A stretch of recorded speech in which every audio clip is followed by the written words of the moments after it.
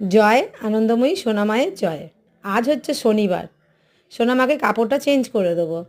এই কাপড়টাও খুব সুন্দর পড়েছে, ভক্তমাই দিয়েছিল। এই কাপড়টাও ভক্তমা দিয়েছে হলুদ কালারের, আর তার মধ্যে জবা ফুল আঁকা, ভীষণ সুন্দর হলুদ লালে। আর মাকে পরে দেখো কত সুন্দর লাগছে, এই দেখো, দেখেছো তো?